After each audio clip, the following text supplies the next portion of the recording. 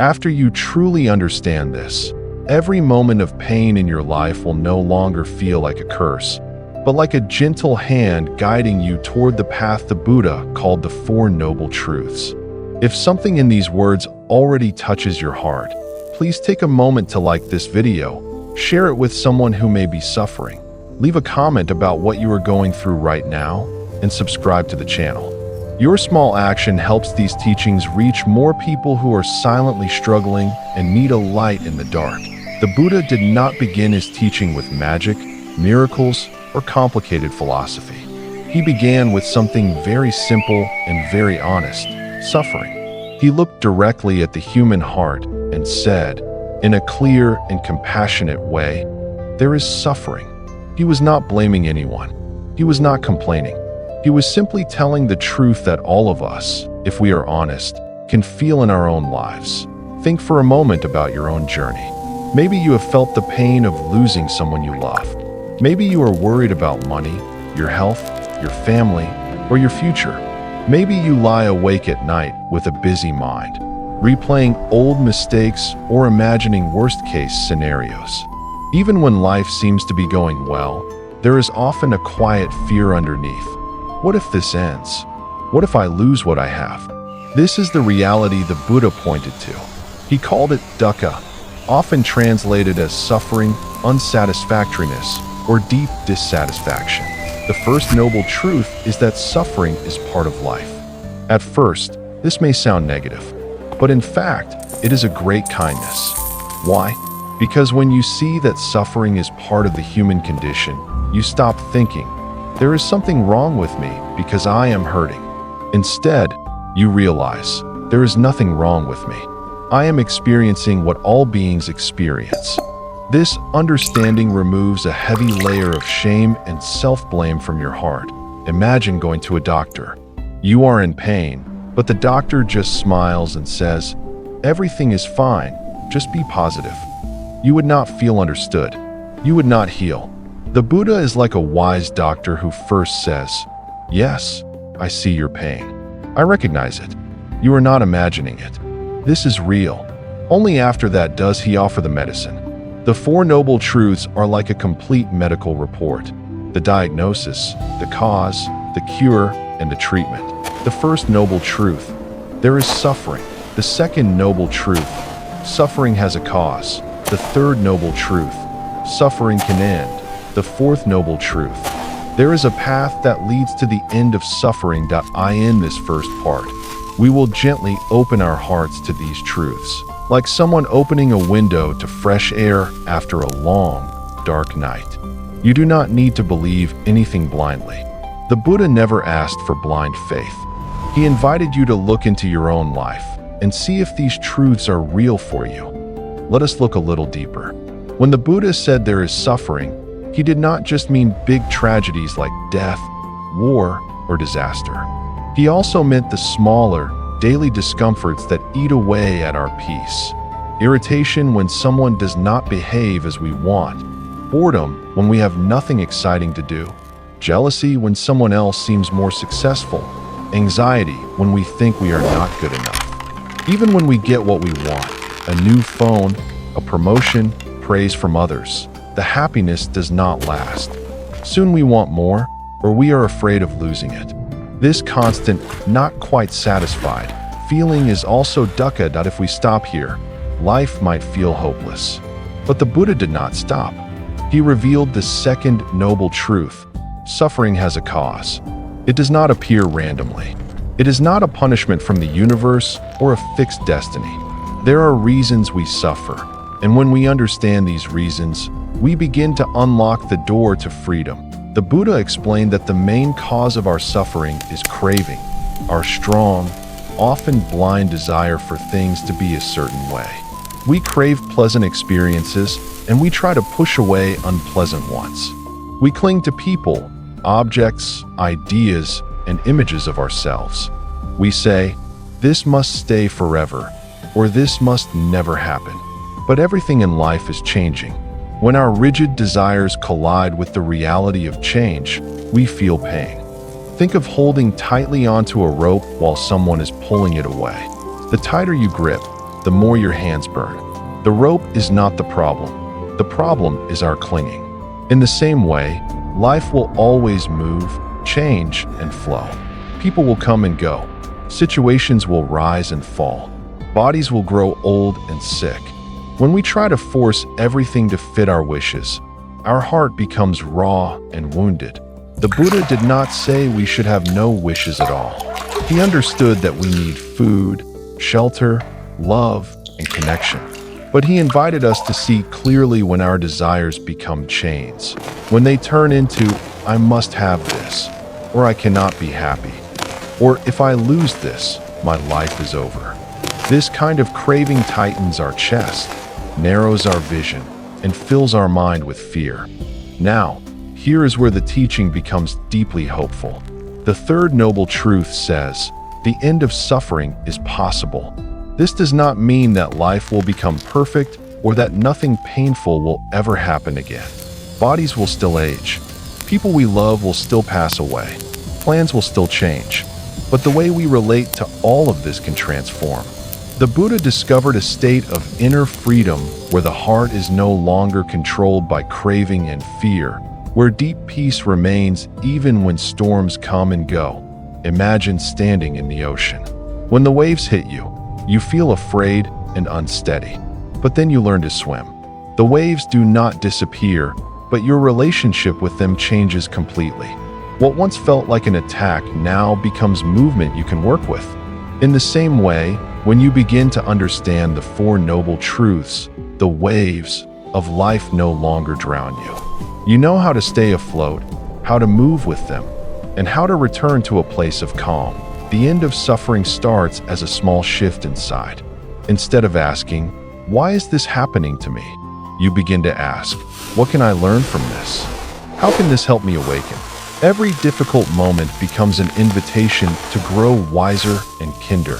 This is how you start to radiate positive energy, not by forcing a smile, but by understanding your own heart so deeply that you are no longer a prisoner of your pain. The fourth noble truth is the path to this freedom.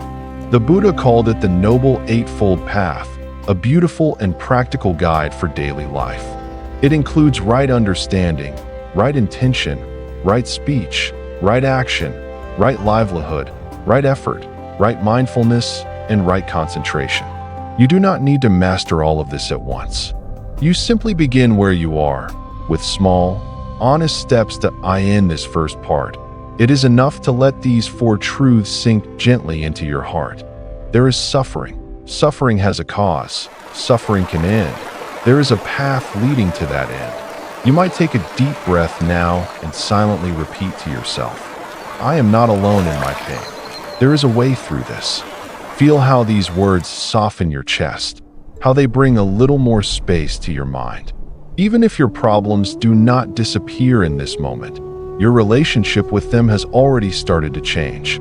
You are no longer completely lost in them. You are beginning to see them with the clear eyes of wisdom. The Buddha's teaching does not ask you to escape your life. It asks you to wake up within it. Every stress, every disappointment, every heartbreak becomes a doorway through which you can step into greater understanding. When you see clearly, you naturally become more gentle with yourself and with others. You speak more kindly. You act more wisely. You choose more carefully what you think about and how you respond. Little by little, the energy around you changes. People may even say, there is something calm and bright about you, even when things are hard. This is the true meaning of positive energy in the Buddhist sense. It is not fake happiness. It is the quiet strength of a heart that knows the truth of suffering, the cause of suffering, the possibility of its end, and the path that leads there. It is a light that does not depend on perfect conditions. It is a light that grows from understanding that as you continue with this teaching, keep the Four Noble Truths close, like a simple, precious mantra to guide your days. When you suffer, remember, this is the first noble truth. When you notice you're clinging, your must be this way mindset. Remember, this is the second noble truth. When you feel a moment of peace, a moment where craving drops away, even briefly, Remember, this is a taste of the third noble truth. And when you choose to practice mindfulness, compassion, and wise action, remember, you are already walking on the fourth noble truth. Right now, you do not need to be perfect. You do not need to understand everything. You only need to be willing to look gently and honestly at your own heart. The Buddha walked this path as a human being, step by step, and he left his footprints for us to follow. With each breath, with each moment of awareness, with each act of kindness toward yourself and others, you are unlocking the end of suffering, slowly, quietly, deeply, within your own life. After you understand this, you will stop asking, "Why am I suffering so much?" and start seeing exactly how your suffering is created inside you, moment by moment. And that is the first step to ending it. If this feels meaningful to you, please pause for a second to like this video, share it with someone who might be struggling, leave a comment about what you are facing right now, and subscribe to the channel. Your simple actions help this teaching of the Buddha reach more hearts that are silently crying for peace. In the first part, we opened the door to the Four Noble Truths. We saw that the Buddha is like a wise doctor. He recognizes that there is suffering. He discovers its cause. He shows that it can end, and he offers a clear path to that ending. Now, in this part, we will walk a little deeper into the first and second noble truths so that you can begin to see them clearly in your own daily life. Let us begin with the first noble truth. There is suffering. At first, this might sound obvious. Of course there is suffering. People get sick, people die, relationships break, dreams fail. But the Buddha invites us to look more closely, more honestly, and more gently than we usually do. Most of the time, we try to run away from our pain. We cover it with work, with entertainment, with our phones, with endless thinking. We say, "I'm fine," even when our heart is heavy. Or we compare ourselves with others and say, "I shouldn't feel like this, other people have it worse." But pushing away our suffering does not make it disappear. It just hides in the dark corners of our mind and continues to control us from there. To truly understand the first noble truth, we must dare to stop and feel what is really happening inside us. This is not about being dramatic. It is about being honest. You might gently ask yourself right now, in this moment, where am I hurting? Maybe the pain is in your body, a tightness in your chest, a knot in your stomach, a heavy feeling in your shoulders. Maybe the pain is in your thoughts, worries that do not stop, self-criticism, regrets, fears about the future. Maybe the pain is in your heart, a loneliness that nobody sees, a heartbreak you pretend you are over, a disappointment that still echoes inside. Take a slow breath in and out. Imagine that with each breath, you are turning on a soft light inside yourself. You are not trying to fix anything yet. You are just looking with kindness. You might silently say, "Yes, there is suffering here. Yes, this is hard. Yes, this is real." This simple recognition is a brave act. It is the beginning of wisdom. The Buddha never asked us to pretend that everything is okay. He did not say, "Just think positive and forget the rest." He began with the courage to say, "This hurts." When you do the same, you stand shoulder to shoulder with the Buddha in honesty. Instead of fighting your suffering, you begin to hold it with awareness. Now, once we recognize that there is suffering, the second noble truth appears. Suffering has a cause. If you look deeply, you can see that your pain is not random. It is like a plant that grows from a seed. If we understand the seed, we can change what grows in our life. The Buddha said that the main cause of our suffering is craving, tanha in Pali. Craving means the restless, hungry wanting in the mind. It is the voice inside that says, "I will only be happy if I get this. I will only be okay if things go exactly my way." It can also be the voice that says, "I must not feel this. I must not experience that. I must escape this." There are three simple ways craving shows up. We crave pleasant experiences that we push away, unpleasant experiences that we crave to become something or not become something. Look at your own day. How many moments are spent chasing something? Approval from others, comfort, money, attention, pleasure? And how many moments are spent running away from something? Awkward feelings, painful memories, emptiness inside, fear of failure. This constant moving toward and away, grasping and rejecting, is exhausting. It keeps the mind spinning. It keeps the heart restless. Imagine a little child inside you who is constantly saying, "I want this. I don't want that. I must have this. Get it away from me." This child is never truly satisfied, even when it gets what it wants, because soon it wants more.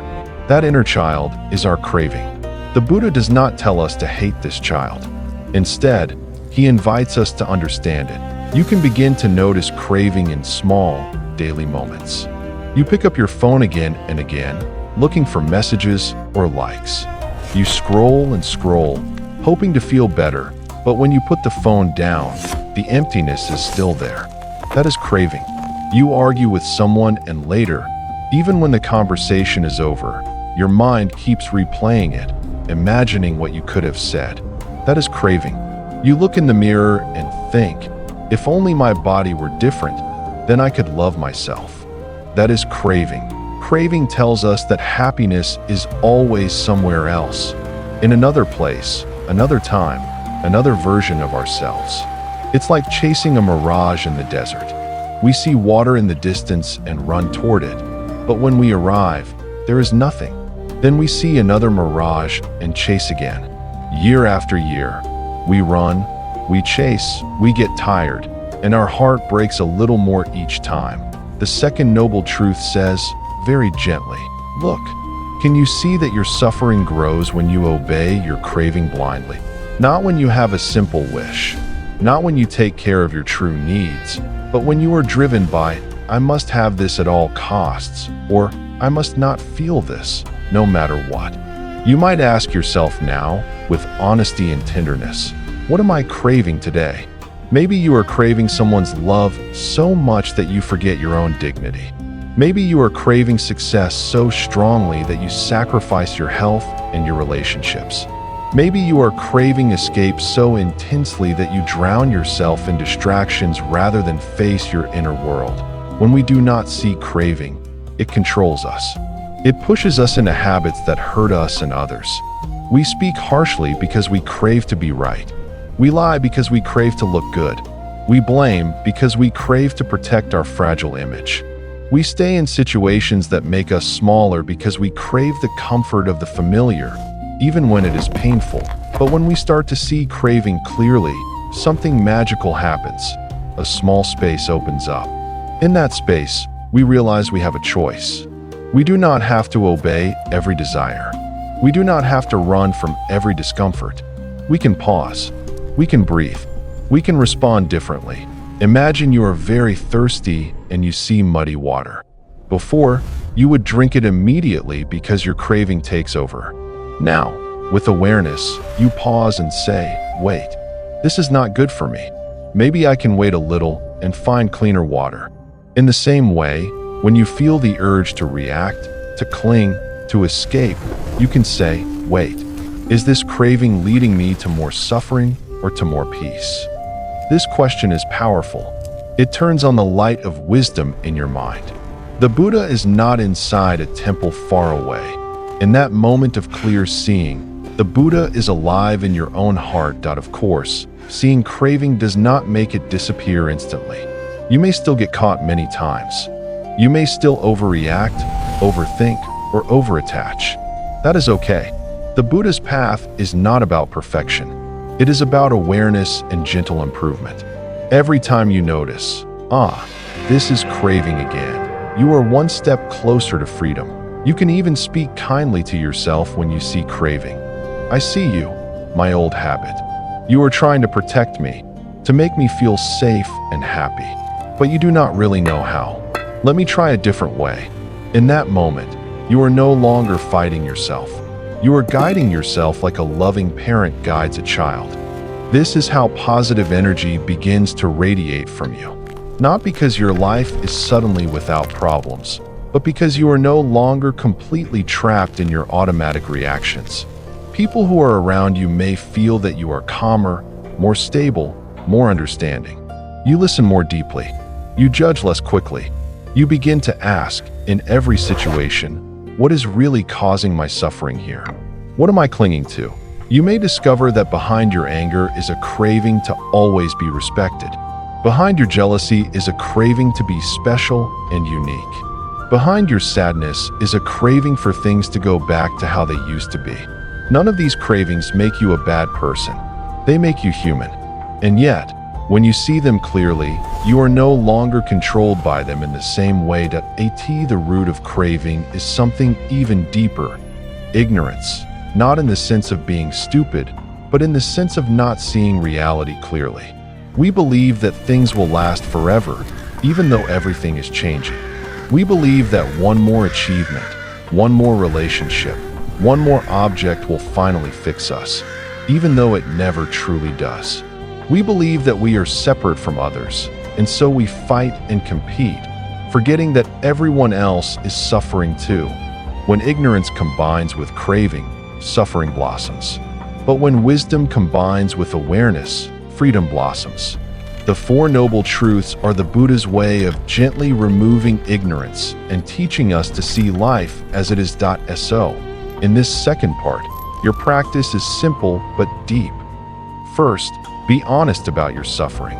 Do not run from it. Second, look for its cause in your own craving, your must-have, must-not, and I can only be happy if thoughts. You can do this slowly, throughout the day. When you feel upset, pause and ask, what am I wanting right now that I am not getting? What am I trying to avoid that is already here? Do not answer with blame. Do not attack yourself or others. Just observe. Just see. Each time you do this, you take back a little bit of your power. You move from being a victim of your suffering to being a student of your suffering. And a student can learn. A student can grow. A student can change. Remember, the Buddha did not awaken by pushing away his pain. He awakened by looking deeply into it and understanding its causes. You are walking the same path when you dare to look inside yourself with gentle honesty. As we continue in the next parts, we will explore more deeply the third noble truth, the end of suffering, and the fourth noble truth, the path that leads to that end. For now, carry this question with you like a quiet lantern in your heart. What is my suffering trying to show me about my craving? With this lantern, you are no longer alone in the dark. You are walking with the Buddha's wisdom. Step by step, breath by breath, you are unlocking the end of suffering from within your own life. After you understand this, you will stop believing that you are broken forever and begin to feel, deeply and clearly, that a quiet, unshakable peace is already possible for you in this very lifetime. If this message touches something inside you, please take a moment to like this video, share it with someone who feels lost right now, leave a comment about what you are learning from your own suffering, and subscribe to the channel. Your small action helps these teachings of the Buddha reach more hearts that are silently crying for relief. In the previous part, we walked more deeply into the first two noble truths. There is suffering, and suffering has a cause. Our craving, our clinging, and our confusion about the nature of life. Now we turn to the third noble truth, a truth that shines like a soft but steady light.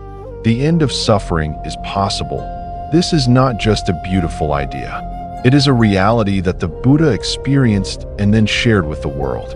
He did not say, "You must carry your pain forever." He said, "Just as suffering arises because of causes, it will end when those causes are removed." This ending is called cessation, nirodha. It is like a fire going out when there is no more fuel. Think about a time when you were very angry. In the middle of the anger, it felt like it would never end. Your body was tense, your chest was tight, your thoughts were sharp and hot.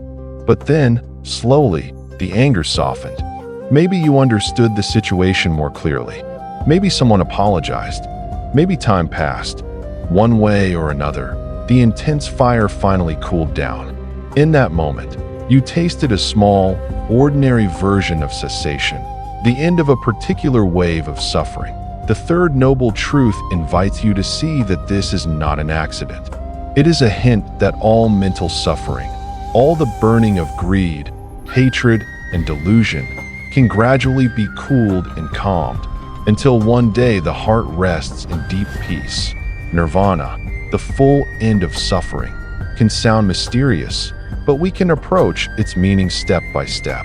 Imagine you are carrying a heavy backpack filled with stones. You have been carrying it for so long that you almost forgot it was there. You just think, life is heavy. This is how it is. Then one day, someone says, you can put the backpack down. You take it off for a moment, and suddenly your whole body feels lighter.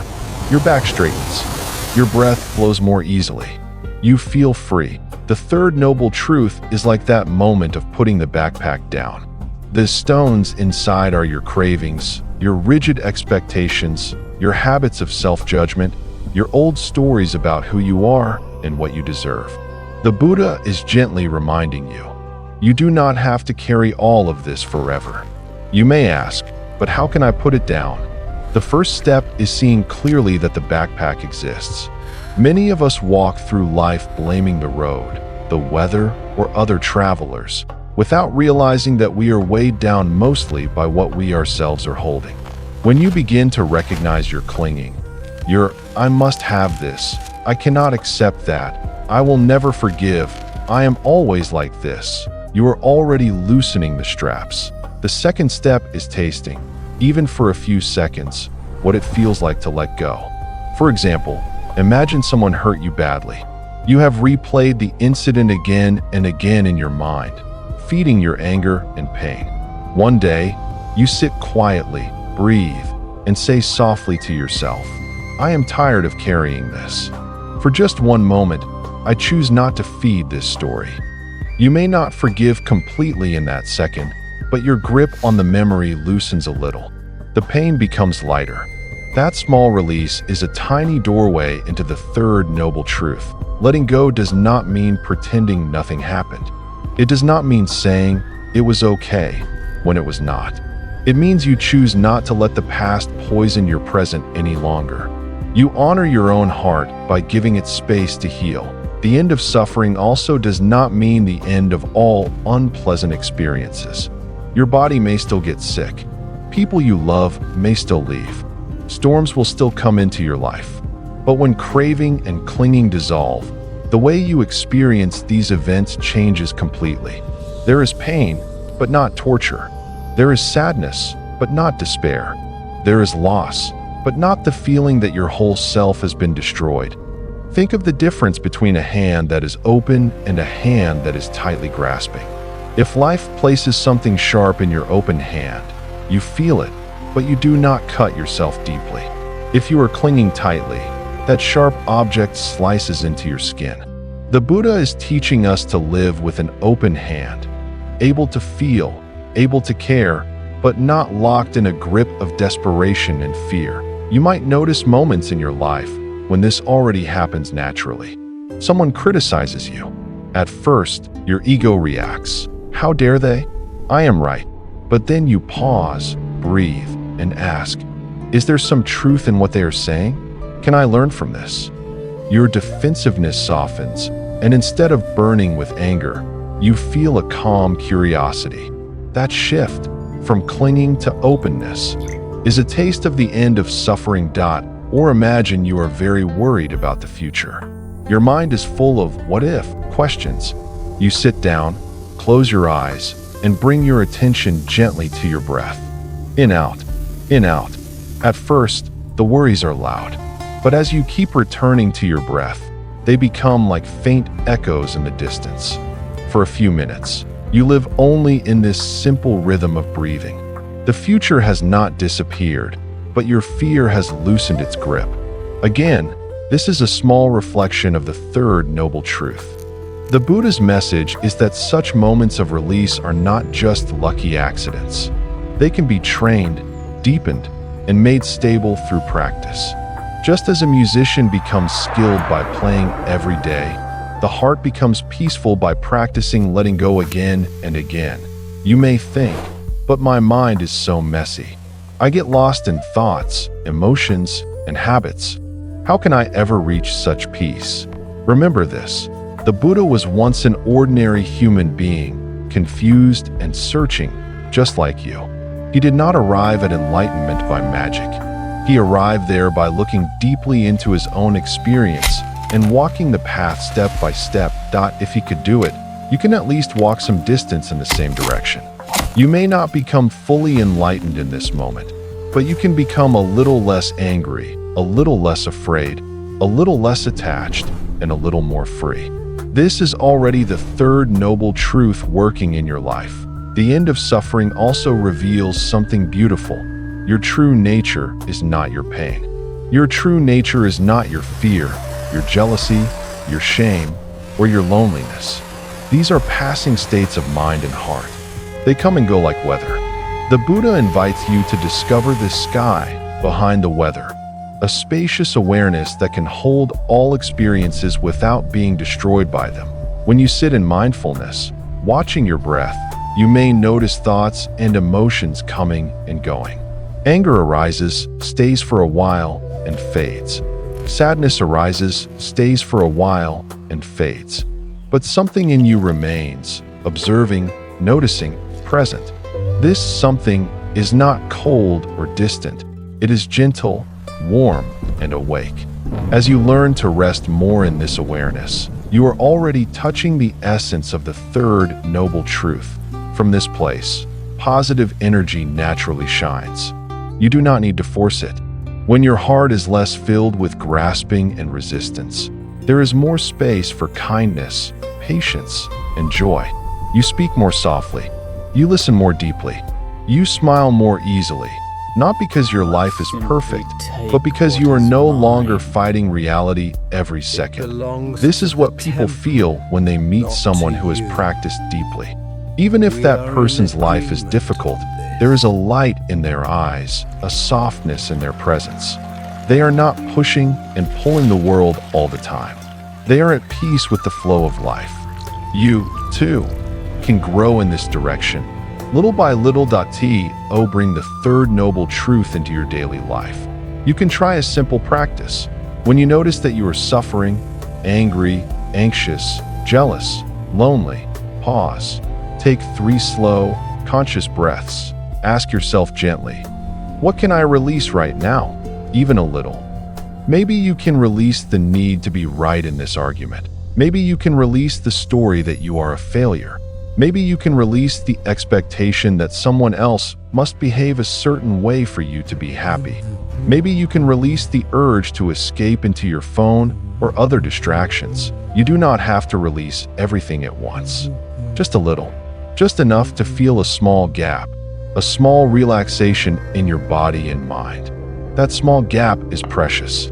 It is a doorway to freedom. The more often you walk through it, the wider it becomes. The third noble truth is like a promise written in the deepest part of your being. You are not meant to suffer without end. Your heart can rest. Your mind can be clear. Your life can be guided by wisdom and love, not by fear and craving. As we move forward, the question naturally arises, how do we walk from where we are now to that place of freedom? This is where the fourth noble truth comes in, the Noble Eightfold Path, the Buddha's practical guide for transforming your life step by step. But before we explore that path in the next part, let this truth sink into your heart. The end of suffering is not just for saints in distant stories. It is for you, here and now, in this ordinary human life, with all its messiness and beauty. Take one more gentle breath. As you exhale, imagine putting down just one small stone from the backpack you have been carrying. Feel the tiny difference in your heart. That is the beginning of the third noble truth becoming real in you. A quiet, steady movement toward the end of suffering and the rise of true, unshakable peace. After you understand this, you will realize that the end of suffering is not a mystery or a miracle. It is a path you can actually walk, step by step, in your ordinary daily life. starting from exactly where you are right now, that if these teachings are helping you see your life in a new way, please take a moment to like this video, share it with someone who might be suffering, leave a comment about what you are discovering, and subscribe to the channel. Your simple actions help the light of the Buddha's wisdom reach more people who need comfort and direction, that we have seen that life includes suffering, that our suffering has causes, and that it can end. Now we come to the fourth noble truth. There is a path that leads to the end of suffering. This path is called the Noble Eightfold Path. It is not a secret code. It is a very practical guide about how to think, how to speak, how to act, and how to train your mind so that peace and wisdom can grow naturally inside you. The Noble Eightfold Path has 8 parts, but they are not 8 separate roads. They are like 8 aspects of one way of living. Just as your body has many parts, but it is one body. You do not have to be perfect at all of them at once. You just begin gently and keep practicing. Over time, your whole life becomes the path. The 8 parts are right view, right intention, right speech, right action, right livelihood, right effort, right mindfulness, and right concentration. The word right here does not mean strictly correct in a harsh way. It means wise, aligned with truth, leading toward peace rather than toward more suffering. Let us walk through each aspect in a simple and heartfelt way and see how it can apply to your life. Right view is the understanding that everything we have been talking about is true, that life contains suffering, that suffering has causes, that it can end, and that there is a path. Right view also includes seeing that everything is changing, that nothing lasts forever, and that clinging tightly to what changes will always bring pain. You can practice right view each time you remember. This difficulty is not a punishment. It is the nature of life. If I cling, I suffer more. If I understand, I suffer less. When something good happens, you enjoy it, but you also remember, this too will pass.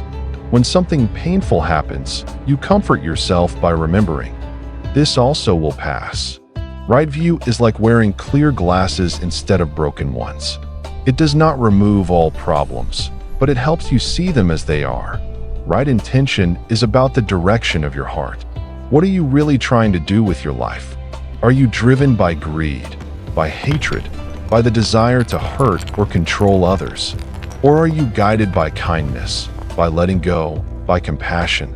The Buddha encouraged 3 kinds of right intention: the intention to let go, the intention of goodwill, and the intention of harmlessness. You can practice this in small, simple ways. When your mind wants to cling, you whisper inside, "Can I soften my grip just a little?" When you feel anger, you remind yourself, "May I choose understanding instead of revenge?" When you feel the urge to hurt someone with your words, you pause and think, "I do not want to add more pain to this world." Your intentions are like the seed you plant in the soil of your heart. If you plant seeds of anger and greed, you will harvest suffering. If you plant seeds of kindness and letting go, you will harvest peace. Right speech is the practice of using words in a way that does no harm and brings benefit. The Buddha pointed out that harmful speech includes lying, gossiping, using harsh words, and useless chatter that wastes time and energy. You can practice right speech by asking 3 simple questions before you talk. Is it true? Is it kind? Is it helpful? If what you are about to say is not true, stay silent. If it is true but not kind, ask yourself if there is a gentler way to speak. If it is true and kind but not helpful, maybe it is better to keep it in your heart. Right speech also means speaking words of encouragement, comfort, and wisdom. A single kind sentence can stay in someone's heart for years and help them through their darkest days. Your voice can be a source of healing.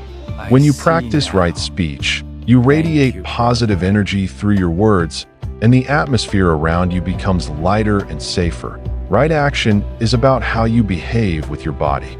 The Buddha encouraged us to avoid killing, stealing, and sexual misconduct, actions that create suffering for others and for ourselves in modern daily life.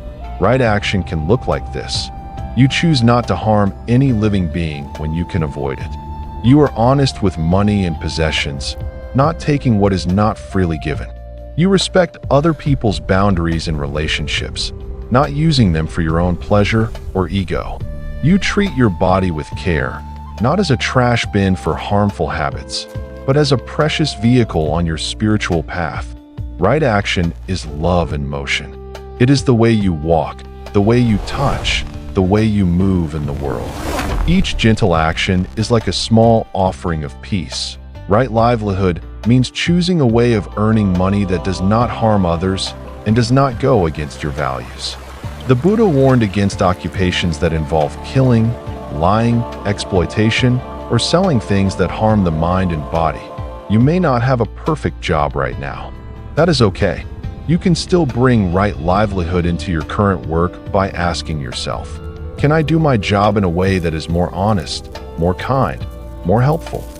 Perhaps you treat colleagues with more respect. Perhaps you refuse to cheat customers.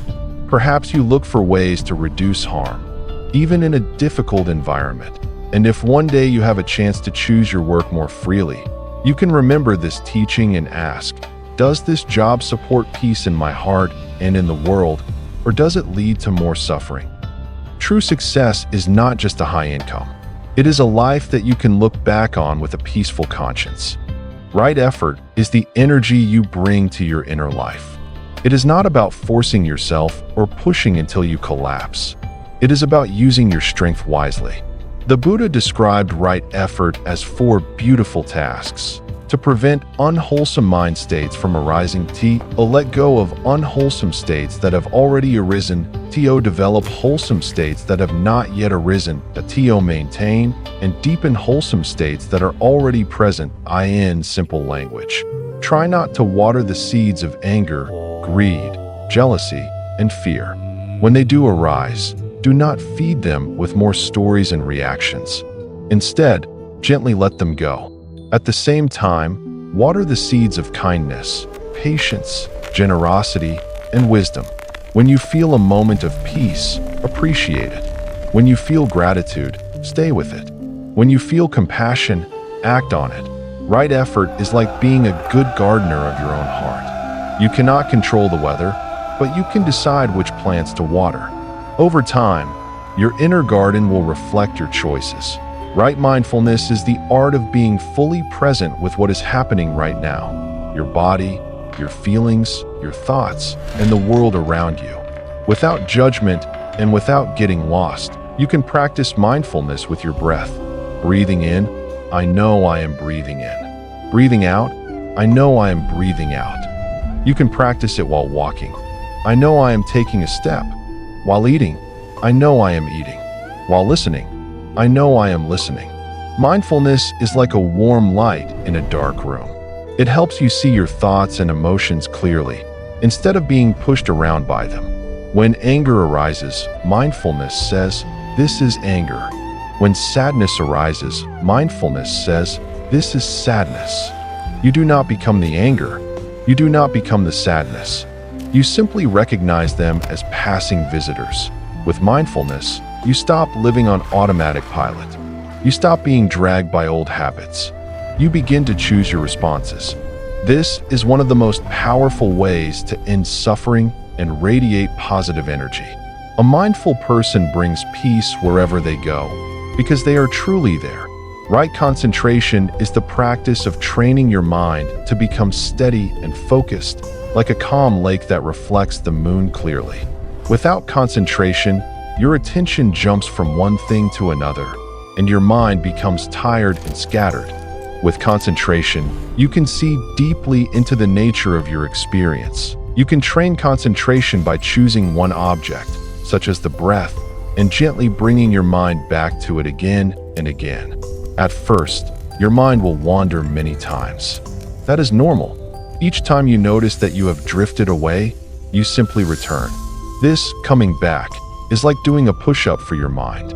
Over time, your ability to stay present grows stronger. When concentration and mindfulness work together, they open the door to insight. You begin to see clearly how things arise and pass, how craving creates suffering, and how letting go brings peace. This clear seeing is what truly frees the heart. All 8 aspects of the Noble Eightfold Path support each other. Right view and right intention guide your understanding and motivation. Right speech, right action, and right livelihood shape your outer life. Right effort, right mindfulness, and right concentration transform your inner life. Together, they turn your whole existence into a living practice of wisdom and compassion. You do not need to wait for a special retreat, a perfect place, or a perfect time to walk this path. You can begin today, in the middle of your real life, with all its responsibilities and imperfections. You can start by choosing 1 or 2 aspects to focus on. Maybe today you say, I will be more mindful of my speech. I will try to speak truthfully and kindly. Or, I will practice mindfulness while eating and walking. Or, I will examine my intentions and try to act from goodwill, not from anger.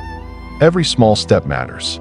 Every time you choose wisdom over habit, kindness over harshness, awareness over automatic reaction, you are walking the Noble Eightfold Path. As you keep walking, you will notice changes.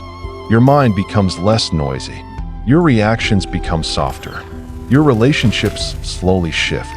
You may still experience pain, but it will not crush you in the same way. A quiet strength will grow inside you. This is the positive energy that comes from walking in harmony with truth. The Buddha did not ask you to worship him blindly. He invited you to test this path for yourself, just like someone tasting a fruit to see if it is sweet. If you walk with sincerity, you will see the results. More clarity, more peace, more compassion, more freedom from the chains of craving and fear. In this part, remember, the end of suffering is not just an idea. It has a roadmap. The Noble Eightfold Path is that roadmap. It does not belong to any one culture or time. It belongs to anyone who sincerely wants to wake up, to love, and to be free. Take a gentle breath now and say silently in your heart, may my thoughts, words, and actions move in the direction of wisdom and compassion. May I walk this path step by step. With this intention, you are already on the way. In the next part, we will bring everything together and look at how to live these truths moment by moment, so that your whole life becomes a light for yourself and for everyone whose path crosses yours. After you understand this, you will no longer see your life as a series of random struggles, but as a sacred journey where every joy and every wound can lead you deeper into wisdom, compassion, and unshakable peace. If this teaching has touched your heart in any way, please take a moment to like this video, share it with someone who may be suffering in silence, leave a comment about what you are taking away from the Four Noble Truths, and subscribe to the channel. Your one small action helps these messages travel farther, reaching people who may be standing right now on the edge of despair, searching for a way out. Together, we can build a space of light, understanding, and kindness that we have walked together through the Four Noble Truths. There is suffering. Suffering has a cause. Suffering can end. There is a path that leads to that end. These are not just 4 ideas to remember with your mind. They are 4 doors that you can walk through with your whole heart, again and again, in every season of your life. The first noble truth invites you to stop running from your pain and to recognize it honestly. Yes, there is suffering here. Yes, my heart hurts. In that simple, courageous acknowledgement, your suffering is no longer a dark, shapeless monster. It becomes something you can hold, understand, and eventually transform. The second noble truth invites you to look deeply and discover the cause of your suffering, not as punishment, not as fate, but as conditions that arise from craving, clinging, and not seeing reality clearly. You learn to ask, what am I holding on to? What am I refusing to accept?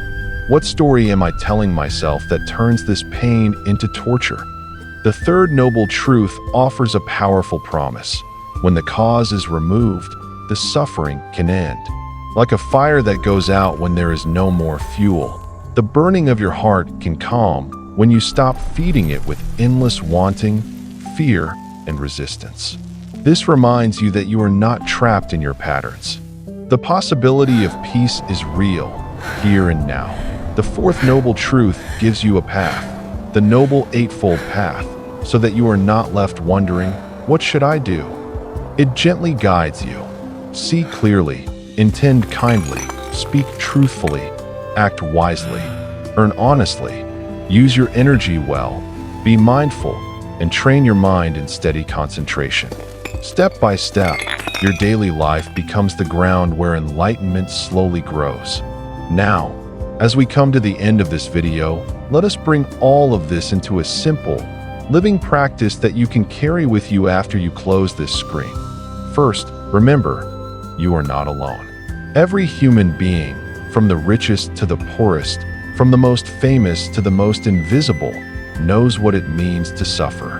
When you feel broken, you are not weak or strange. You are simply human. The Buddha saw this clearly and extended his compassion to all beings.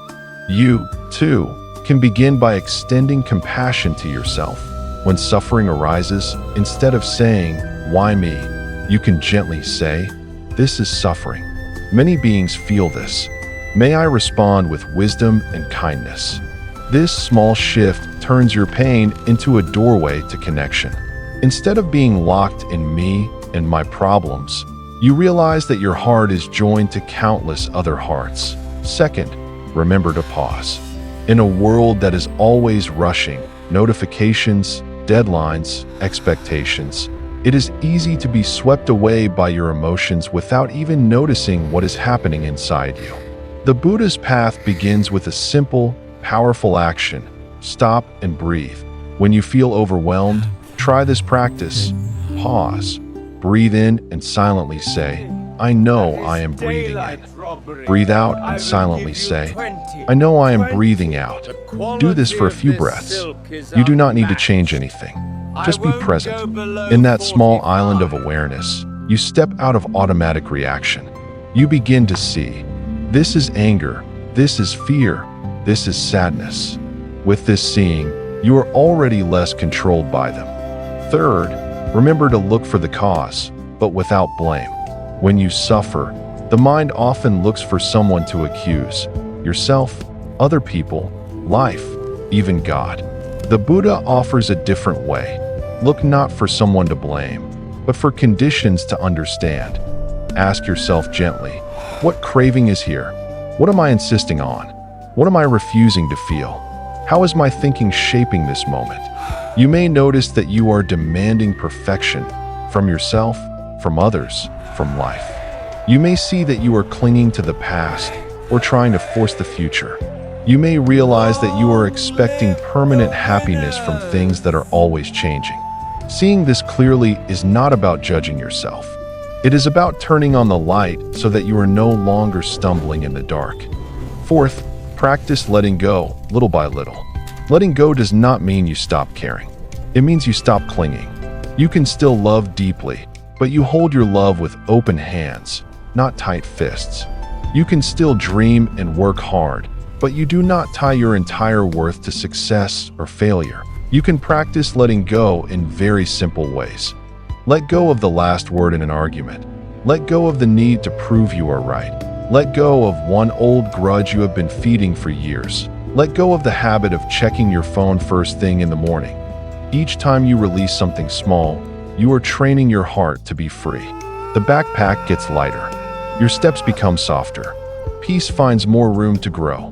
Fifth, walk the path in small, consistent steps. Do not wait until you feel spiritual or your life becomes less busy.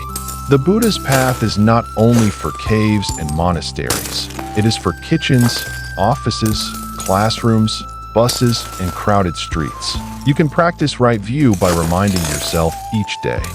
This is impermanent. Things change. I will suffer if I cling. You can practice right intention by starting your morning with a simple wish. Today, may I cause less harm and bring more kindness.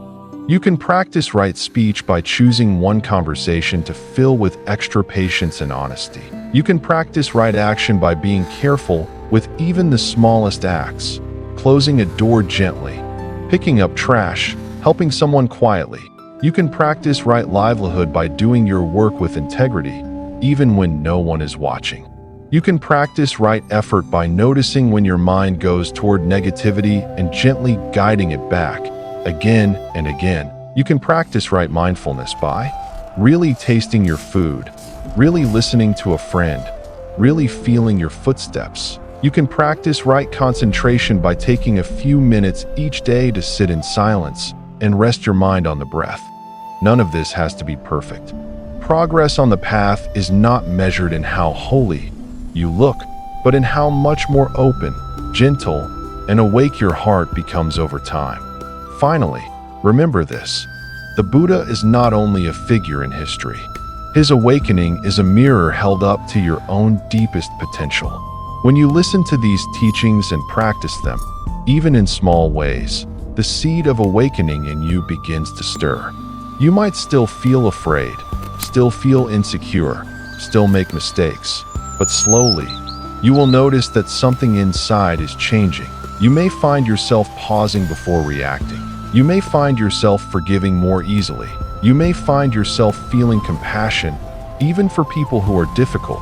You may find moments of unexpected peace in the middle of chaos. These are signs that the Four Noble Truths are no longer just words in a video.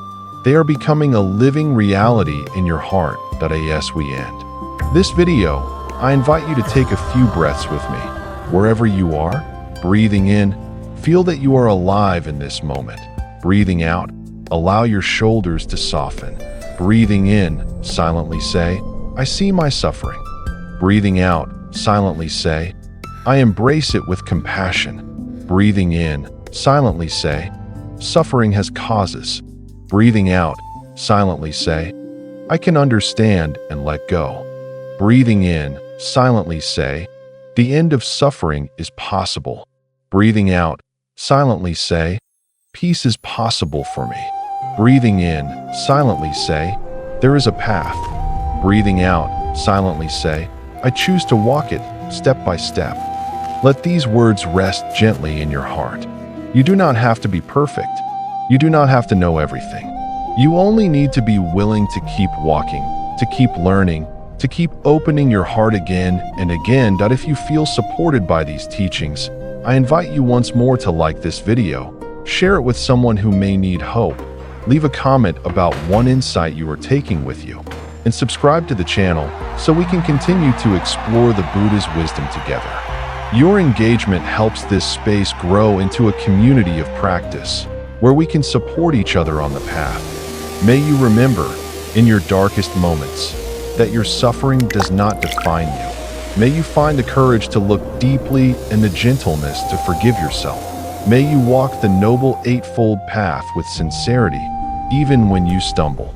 May the light of understanding grow in you, and through you, shine into the lives of many others. Thank you for spending this time here, for listening with your heart. May you be safe. May you be peaceful. May you be free from unnecessary suffering. And may the truth of the Four Noble Truths continue to guide your steps long after this video ends.